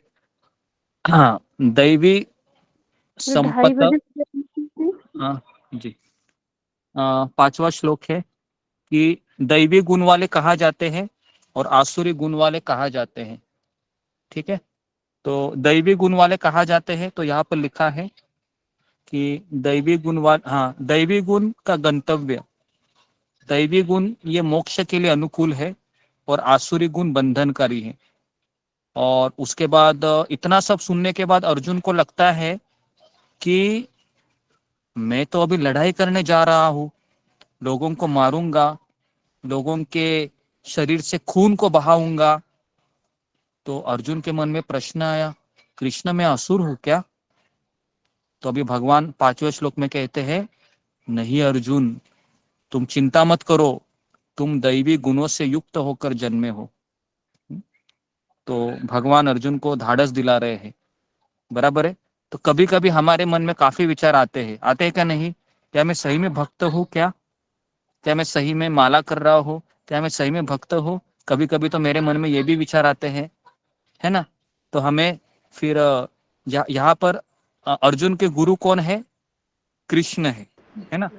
कृष्ण अर्जुन को बता रहे हैं कि नहीं नहीं नहीं, तुम दैवी गुणों से युक्त हो। तो वैसे ही जो गुरु होता है वो शिष्य को समझाता है कि नहीं, तुम सही मार्ग पर हो, चिंता मत करो, सही मार्ग पर हो, चिंता मत करो। तो ये बोलने वाला भी व्यक्ति कोई चाहिए, नहीं चाहिए? क्या लगता है आपको, चाहिए कि नहीं जीवन में? जी गुरुजी चाहिए, नहीं तो हमें पता ही चलेगा हम नहीं तो हमारे ऐसा बारे में। लगता है कि बाप रे, डिप्रेशन चले जाएंगे, फिर ये क्या हो रहा है मेरे साथ, इतना पूजा पाठ करती हूँ, 4 बजे आता हूँ मैं, लेकिन फिर भी ये विचार मेरे से क्यों नहीं जाते हैं, है ना। तो ऐसे कई सवाल आते हैं मन में। तो हमें उत्तर देने वाला व्यक्ति हमेशा अवेलेबल होना चाहिए भक्ति मार्ग में। ओके, तो इस तरीके से यहाँ पर भगवान अर्जुन को कह रहे। अभी 6ठे श्लोक में जाते हैं। द्वाभूत सर्ग लोके, मतलब 2 प्रकार के जीव होते हैं, एक है दैवी तथा दूसरा है आसुरी। और मैं पहले तुम्हें दैवी गुण बतला चुका हूं, अभी आसुरी गुणों के विषय में सुनो। भगवान कह रहे अर्जुन को, सुनो अभी। तो अभी 7वें श्लोक में कहते हैं कि प्रवृत्ति च निवृत्ति च, मतलब असुर लोग ये नहीं जानते हैं कि मुझे क्या करना चाहिए क्या नहीं करना चाहिए। कितने लोगों का ऐसा होता है, जैसे दिन शुरुआत होती है और लगता है कि अभी मैं क्या करूं क्या नहीं करूं, क्या मैं सही जा रही हूं क्या, क्यों मेरे मन में सब सवाल आ रहे हैं, क्या मैं पति के कर्तव्य को निभा रहा हूँ क्या मैं पत्नी के कर्तव्य निभा रही हूँ क्या, मैं सही माँ हूँ क्या।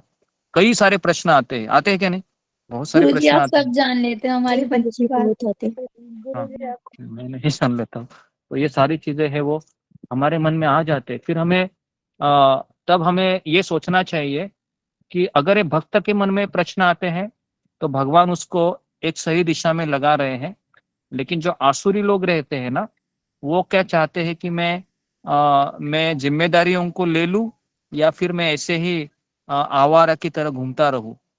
तो असुरी लोग रहते हैं ना, वो कभी कभी शादी भी नहीं करते हैं, ऐसे ही सिंगल रहते हैं और वो ऐसे ही जीते। जैसे आपने देखा है बॉलीवुड के स्टार या बहुत सारे है ना, वो शादी ही नहीं करेंगे तो उनकी कितनी शादियां होती है, 2-3, है ना।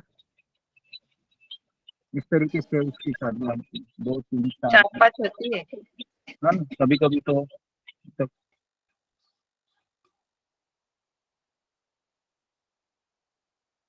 गुरुजी लॉग आउट हो गए क्या?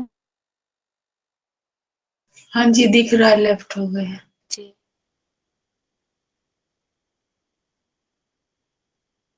गुरुजी ने निष्ठुरता में क्या बताए हैं, जो एक से लास्ट के 2 गुण कौन थे? निष्ठुरता के बाद अज्ञानता और दूसरा क्या था? का प्रयोग करना निष्ठुरता में बता। असत्य असत्य भाषा का प्रयोग। ओके। तो भाषा नहीं अभी बोलना। जी हरे कृष्णा। ओके, तो हाँ, तो मैं ये बता रहा था कि असुर लोग ये नहीं जानते कि क्या करना चाहिए क्या नहीं करना चाहिए। न शौचम, उनमें पवित्रता नहीं होती है, ना पि चाचारो, न अपि न आचार, उनमें आचरण भी नहीं अच्छा होता है। न सत्यम, वो सत्य भी नहीं बोलते हैं। और उनमें कोई न विद्यते, उनमें कुछ ज्ञान भी नहीं होता है। तो इस तरीके से भगवान कहते हैं कि असुरगण है वह न तो बाहर से न भीतर से स्वच्छ होते हैं। मनुष्य को चाहिए कि स्नान करे, दंत मंजन करके, बाल बनाकर, वस्त्र बदलकर शरीर को स्वच्छ रखे। जहाँ को आंतरिक स्वच्छता की बात है, मनुष्य को चाहिए कि सदैव भगवान के पवित्र नामों का स्मरण करे और हरे कृष्ण महामंत्र का कीर्तन करे। ओके। असुरगण बाह्य तथा आंतरिक स्वच्छता के इन नियमों को न तो चाहते हैं नहीं उनका पालन करते हैं।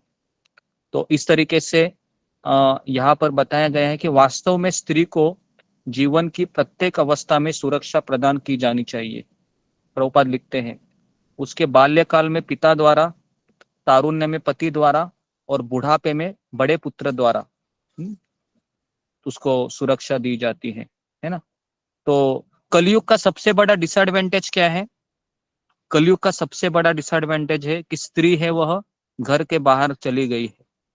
अगर आप देखोगे सत्ययुग, त्रेता युग, द्वापर युग में कोई भी स्त्री है वह बाहर नहीं निकलती थी। अभी बाहर वो क्यों नहीं निकलती थी? क्योंकि वो अंदर भी खुश थी वो वैसे, है ना, अपनी जिम्मेदारियों को उठाते हुए। और कलयुग का मेन लक्षण क्या है कि नारी को इतनी स्वतंत्रता दी गई है कि वह अभी बेसिकली, और ये ऐसे ही आसुरी पुरुषों के द्वारा ये षड्यंत्र रचाया गया था कि जो स्त्री है उसको बाहर निकाले, और जैसे स्त्री बाहर निकलती है तो उसका शोषण होता है समाज के ऐसे लोगों के द्वारा जो आसुरी प्रवृत्ति के है ना। तो इसके लिए ये बहुत बड़ा एक खास करके कलयुग में सबसे बड़ा ये घातक ये जो निर्णय है जो इस संसार के आसुरी लोगों ने ले लिया। उसके बाद 8वां श्लोक है जी। तो अभी 4 बजे है तो मैं अभी इसमें रुक जाता हूँ। तो 8वां श्लोक है वो हम कल लेंगे। तो आज हमने देखा आसुरी गुण। मैं वापस 6 आसुरी गुण बता रहा हूँ। पहला है अहंकार, दूसरा है घमंड, तीसरा है अभिमान, चौथा है क्रोध, 5वां है निष्ठुरता, 6ठा है अज्ञानता। ठीक है, तो ये 6 गुण है, जो 6 अवगुण है जो असुरों में पाए जाते हैं। ठीक है, तो अभी मैं यहाँ पर एंड करता हूँ 4 बजे। तो ये जो कल बताए थे व्हाट्सएप पर भेज रहे हैं ना? 26 गुण जो बताए थे व्हाट्सएप में भेज रहे हैं, मतलब समझा नहीं मैं। रिकॉर्डिंग पूछिए। हाँ, रिकॉर्डिंग तो आती ही रहती है ना। तो अभी हमने ऐसा सिस्टम बनाया है कि सुबह का जपा टॉक है वो 7 बजे ही आ जाएगा सुबह। ठीक है, 9 से 10 का रिकॉर्डिंग भी 11 बजे तक आएगा, और 3 से 4 बजे का रिकॉर्डिंग भी 5 बजे तक आएगा। तो ऐसा हमने सिस्टम अभी बनाया है। भगवान का कृपा रहेगा तो वो अच्छे से चलेगा, क्योंकि काफी बार ऐसे होता है कि सब रात को अपलोड होता है ना, तो छूट जाता है वो रिकॉर्डिंग।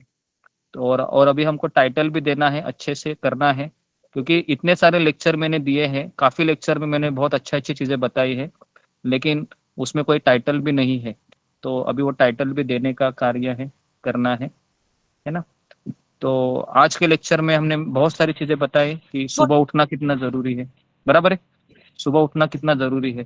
तो आप सभी लोग सुबह आ रहे हैं, इसके लिए अभी आप लोगों का गीता का में अभी आनंद आ रहा है।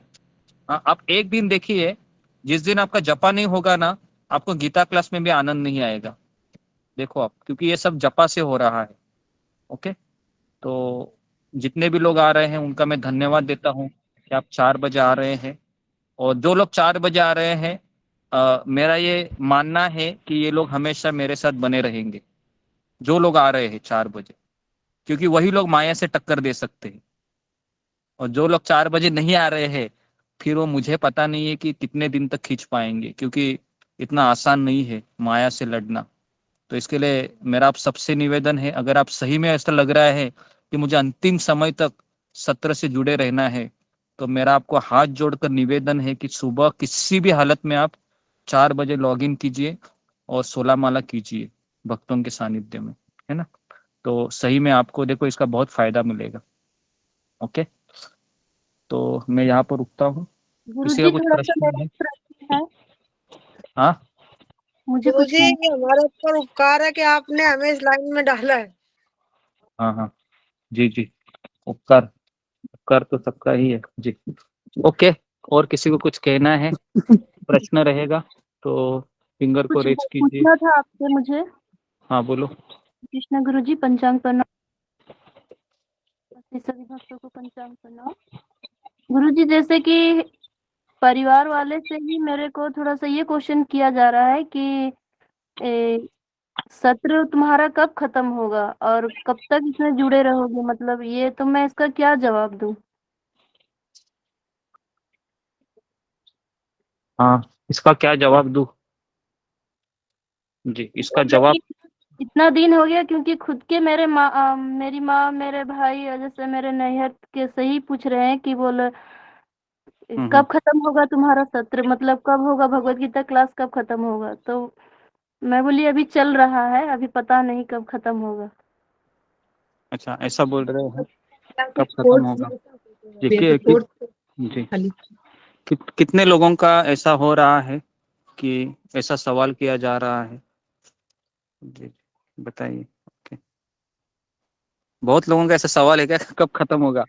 गुरु जी मेरा पहले पूछा जाता है, अब नहीं पूछा जाता, क्योंकि पता चल गया है कि नहीं, हाँ बहुत सारे भक्त हैं, बहुत मतलब 1 साल से जुड़े हैं, 1.5 साल से, तो इसीलिए नहीं पूछते हैं। हाँ हाँ, मैं चाहता हूँ कि आप अपने घर वालों को ये बता क्यों नहीं देते कि आप भी जरा सुनिए, आप भी जरा देखिए कि कितने लोग आ रहे हैं। अरे सब लोग देखो ऐसे पढ़े लिखे लोग हैं, तो इतना तो आप उनको गारंटी दिला दीजिए ना कि आप हमारे साथ बैठिए, क्या बातें हो रही है जरा देखिए। बराबर है कि नहीं? सिंपल सा उसका आंसर है। अगर आपको उनको बताना पड़ेगा कि देखो भाई ये क्या बोल रहे हैं, कितने अच्छे लोग हैं, देखो निस्वार्थ यहाँ पर कुछ हो रहा है ना? बराबर है। तो मुझे ऐसा लगता है प्रभु जी, कि ये बोला जाता है कि मतलब अरे हमारे कहने पे नहीं छोड़ रही हो ना, तो देखते हैं पता नहीं कितनी महान बनोगी तुम क्लास लेकर के, और ऐसे ऐसे मेरा मन करता है कहाँ भाग जाऊं मैं, मेरे को वैष्णव निंदा सुननी पड़ रही है, कहाँ जाऊं मैं, क्या करूं समझ में नहीं आता। जी जी, तो इसके लिए मैं बोल रहा हूँ कि आप कहीं ऐसा हो जाएगा, बिना यात्रा चल रही गुरु थी जी तो मेरे कहते सामने हैं देखा बार तो बार बिना क्या वही यात्रा बातें सुननी है, बार बार क्यों सुनना है, वही सुन सुनकर क्या होगा, ऐसे बोलते हैं, तो क्या करेंगे ना। मैं क्या बता रहा हूँ, अगर आप 17 से नहीं भी जुड़ते थे ना, तो भी क्या पति आपको कुछ नहीं कहते थे? बताइए, तो भी झगड़े होने ही वाले हैं। बराबर है ना? तो 17 ये प्रॉब्लम नहीं है, प्रॉब्लम है उनका अहंकार ही प्रॉब्लम है बेसिकली। वो नहीं चाहते कि है ना, मुझे मेरा जिसमें इंटरेस्ट नहीं है उसमें ये व्यक्ति क्यों इंटरेस्ट ले रहा है ना? तो मेन वही चीज आ जाती है। बराबर है ना? गुरु जी, जब आप हस्बैंड लोग के फायदे की बात बताते हैं, उनका सम्मान करिए, कहना मानिए, ये वो, तो मैं उनके सामने स्पीकर ऑन करके सुन लेती हूँ। तो हाँ वो हाँ अभी बोलना करना बंद कर दिए। हाँ हाँ जी जी। तो आप लेकिन मुझे बेसिकली मना नहीं नहीं तो करते, मेरा भी वही है गुरु जी, जी, नहीं तो मुझे सब मना लोग नहीं करते हैं, लेकिन वो सुनने के लिए नहीं आते हैं। हाँ हाँ बराबर है। अभी वो लोग सुनने के लिए नहीं आएंगे क्योंकि उनको पता है कि मैं भी यहाँ पर आ जाऊंगा तो फिर मेरे पत्नी का ही मुझे सुनते रहना पड़ेगा। तो और कोई भी पति ये चाहता नहीं है कि मेरी पत्नी मुझे दिशा दिखाए बेसिकली।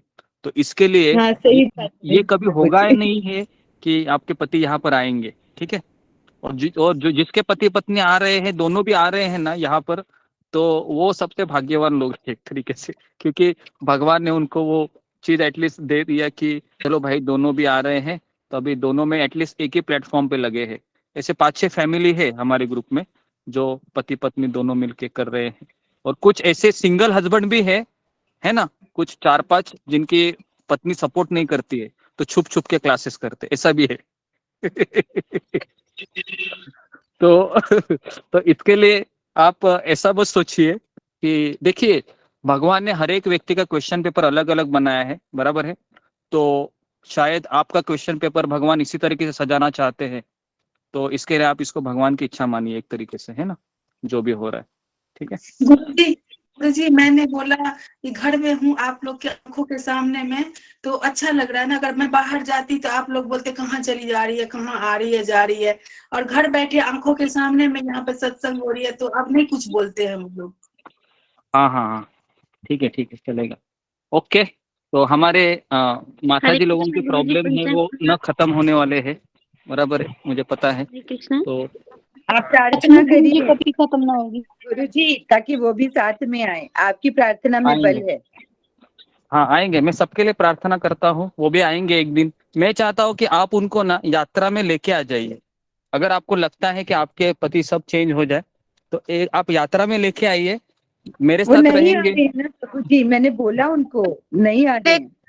चेंज हुए, ठीक है, भी चेंज नहीं आ रहे गुरु जी वो यात्रा में। ठीक है गुरु चलेगा। जी गुरु जी मैं भी आगे इसलिए आगे लेके आ बढ़ते रही हैं। हूँ। एक माला ही करते तब भी खुश हो जाऊंगी, वो भी नहीं करते हैं। जी जी जी, माला ठीक है। करते हैं, एक माला कंपलसरी करते हैं। हाँ हाँ हाँ, ठीक है चलेगा। अभी वो मुझे लगता है कि हम समय के ऊपर छोड़ देते हैं, है ना, कौन आएगा कौन नहीं आएगा करके, लेकिन हम आप अपने आप को आप अच्छे से स्वस्थ रखिए, है ना, आध्यात्मिक तौर पे वो हमारे हाथ में है। ठीक है, तो यहाँ पर मैं रुकता हूँ। ठीक है, मेरा हरे भी टूर है। कृष्णा हरे गुरु जी। कृष्णा हरे कृष्णा। हरे एक कृष्णा हरे गुरु जी, कृष्णा पंचांग हरे प्रणाम कृष्णा सभी हरे भक्तों को। कृष्णा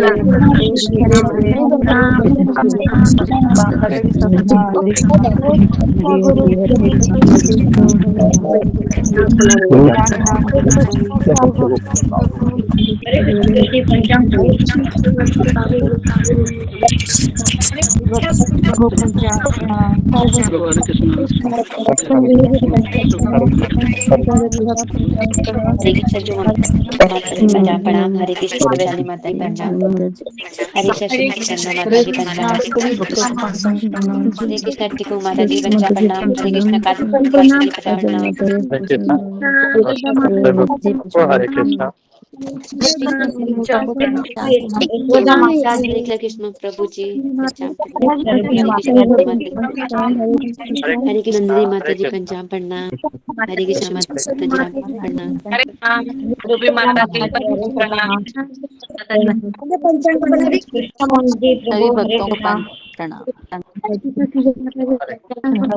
सभी भक्तों को प्रणाम। सभी भक्तों को पंजाब प्रणाम। हरे कृष्ण माता जी प्रणाम माता जी। माता जी पंचांग प्रणाम। माता जी हरे कृष्ण दाता माता जी पंचांग प्रणाम। हरे कृष्ण माता जी पंचांग प्रणाम। हरे कृष्ण ममता जी हरे कृष्ण प्रणाम।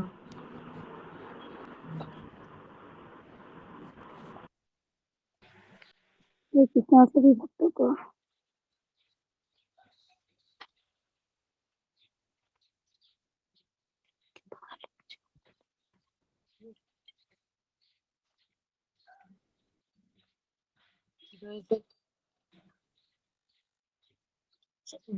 माता जी मेरे घर में तो माला जब करते हैं।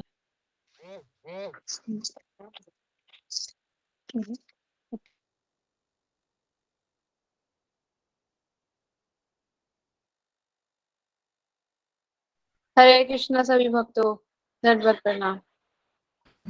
हरे कृष्णा माता जी प्रणाम। हरे कृष्णा प्रियंका माता जी। हरे कृष्णा कामिनी माता जी। हरे कृष्ण माता जी पंचांग प्रणाम।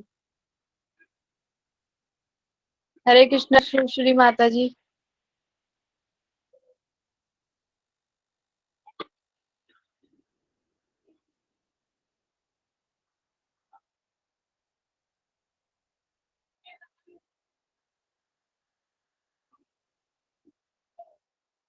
हरे कृष्णा आंचल माता जी। हरे कृष्णा रोशनी माता जी।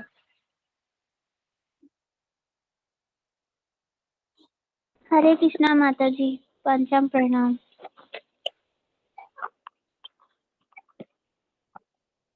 हरे कृष्णा माता जी।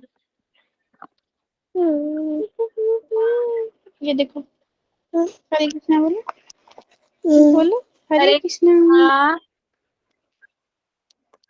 बोलो बोलो हरे कृष्णा बोलो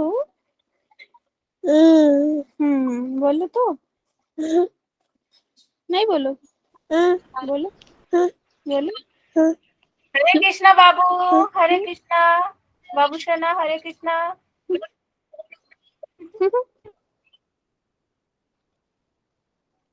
आपका नाम क्या बोलो है? बोलो हरे बोलो कृष्णा मेरा नाम है बोलो बोलो नहीं बोलोगे हरे कृष्णा माता जी। हरे कृष्णा। ये देखो ये देखो ये देखो ये देखो बोलो बोलो बोलो हरे कृष्णा माता जी।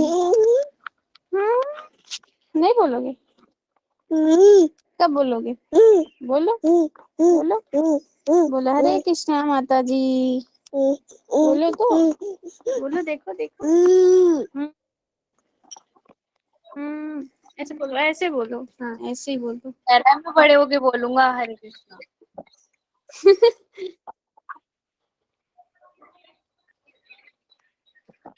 आप कहाँ से हैं माता जी? मैं मेरठ से हूँ, और आप कहाँ से हैं? हम लखीमपुर खीरी से हैं।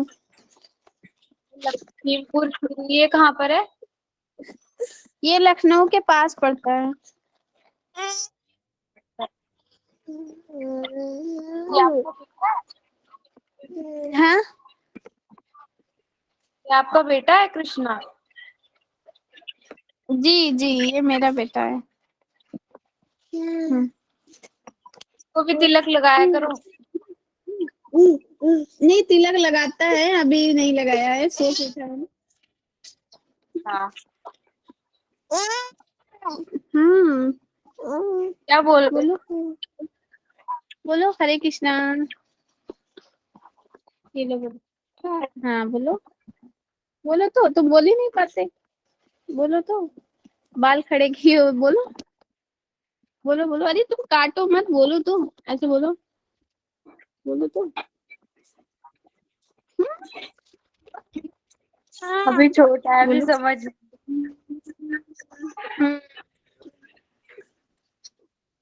बोलो। देखो देखो, शरारत कर रहा है। बोलो तो। देखो तो, देखो देखो देखो, ये देखो, ये देखो, नहीं देखोगे? देखो देखो देखो देखो। लो शादी। हाँ। क्या क्या?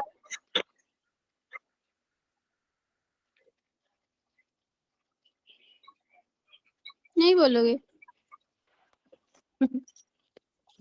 ये देखो। बोलो। बस नकल उतारता है, जिस तरह कहेंगे उस तरह कहता है। हाँ, अभी बोलो छोटा है तो। ना, इसलिए।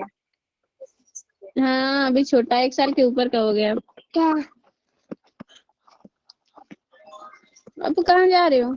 बोलो तो, देखो देखो तो, बोलो। हाँ बोलो।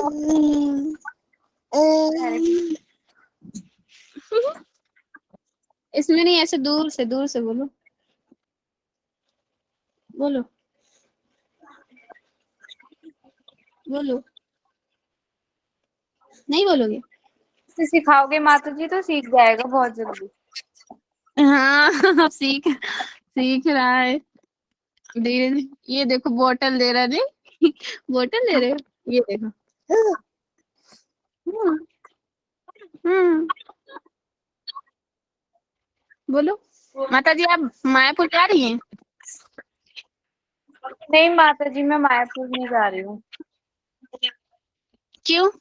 आप जा रही हैं? हाँ, हम जा रहे हैं।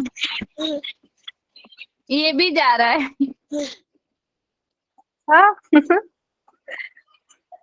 ये भी जाएगा। कृष्णा, मेरे लिए क्या क्या लेके आओगे मायापुर से? बोलो बोलो, क्या लाओगे? बोलो बोलो, बोलोगे नहीं? हाँ, तुम तो सर लड़ा रहे हो मेरे से।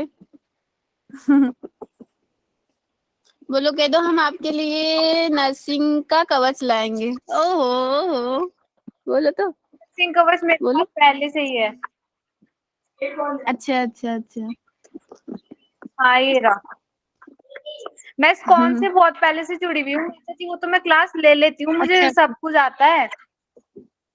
अच्छा अच्छा हाँ अच्छा जी, अच्छा। यहाँ ये पे भी तुलसी के स्कॉन है कवच ना। में। अच्छा अच्छा अच्छा अच्छा। ये रहा। हाँ, है। हमको भी लेना था, तो बता रहे थे मायापुर ही मिलेगा और कहीं नहीं मिलेगा। नहीं, ऐसा कुछ नहीं है माता जी, यहाँ पे भी मिल जाता है। अच्छा अच्छा। हाँ, मतलब मायापुर से आते हैं, लेकिन अवेलेबल है यहाँ के स्कॉन में। अच्छा अच्छा। हाँ, तो वो बता रहे थे यहाँ नहीं मिलेगा, तो हमने कहा चलो मायापुर जाएंगे तो ले लेंगे वहीं से। हाँ, वहाँ पे मिल जाएगा नर्सिंग कवच। अच्छा अच्छा। तो आप क्यों नहीं, आप भी हाँ जी। चलती? परसों संकीर्तन हुआ था, नगर संकीर्तन। वो वीडियो देखी थी आपने जो मैंने सेंड कर रखी है ग्रुप में? अच्छा अच्छा, मैंने नहीं देखी अभी। अच्छा हाँ, मैंने सेंड कर रखी है ग्रुप में। कल तो ना मेरे यहाँ शादी थी ना, तो इसीलिए अच्छा दोपहर में हम इधर ही गए हुए थे तभी। अच्छा, नगर संकीर्तन हुआ था माता जी। अच्छा अच्छा अच्छा। हाँ,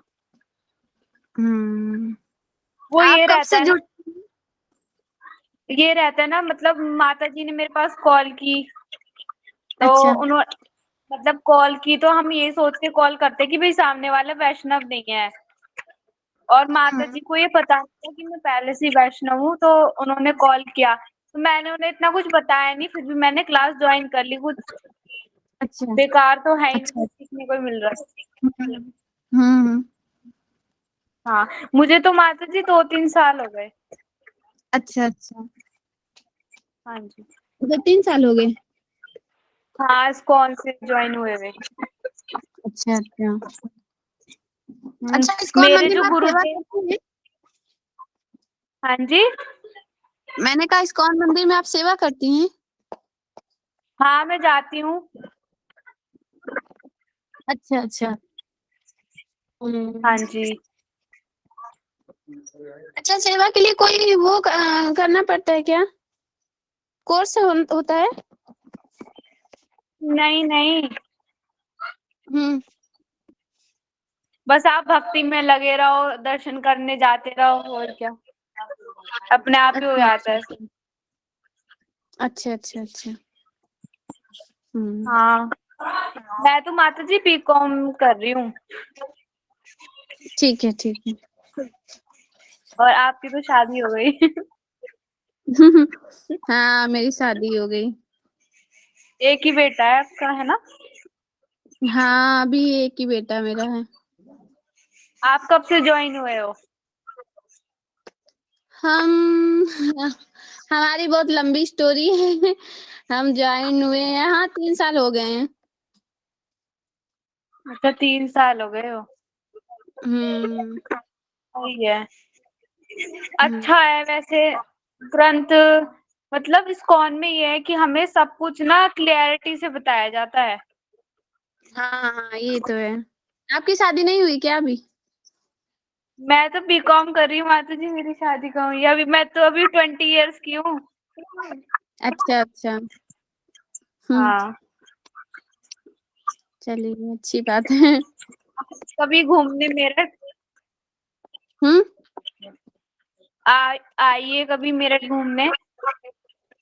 हाँ हाँ, बिल्कुल बिल्कुल, क्यों नहीं आएंगे। हाँ, आना आएंगे। जरूर। ठीक है, आप अपना नंबर मुझे दे दीजिएगा, सेंड कर दीजिएगा। ठीक है, आपका नेम क्या है? रोशनी। रोशनी, ठीक है माता जी, मैं आपको मैसेज कर रही हूँ अभी, ठीक है? ठीक है ठीक है। हरे कृष्णा। हरे कृष्णा माता जी।